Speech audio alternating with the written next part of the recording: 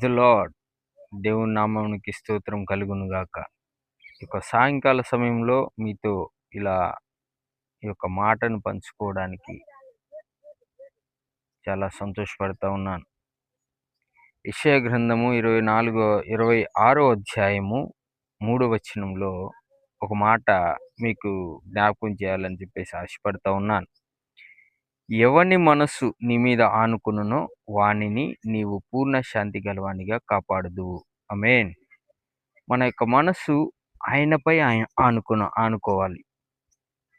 మన యొక్క మనస్సు ఎవరిపై ఆనుకోవాలి? దేవునిపై ఆనుకోవాలి.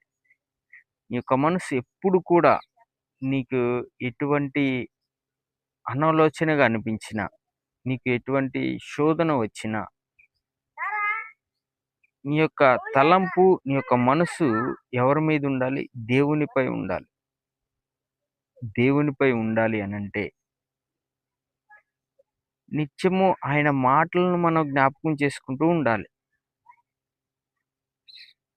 ఇప్పుడు ఒక వ్యక్తిని మనము ప్రతిసారి జ్ఞాపకం చేసుకుంటూ ఉంటున్నాము అనంటే మన మనస్సు ఆయనపై ఉంటుంది. మన మనస్సు ఆ వ్యక్తిపై ఉంటుంది కాబట్టి మనం ఆయన్ని జ్ఞాపకం చేసుకుంటూ ఉంటాం. అలానే దేవుడు కూడా మాట్లాడుతూ ఉన్నాడు. ఈ యొక్క సమయంలో ఎవని మనస్సు నీ మీద ఆనుకునునో, మన యొక్క మనస్సు ఆయన మీద ఉన్నట్లయితే, మన యొక్క ఆలోచన ఆయనపై ఉన్నట్లయితే, ఆయన మనల్ని పూర్ణ శాంతి గలవాడిగా కాపాడతాడు. ఆమేన్. హల్లెలూయా. పూర్ణ శాంతి గలవానిగా ఆయన యొక్క శాంతి మనపై ఉంచుతాడు.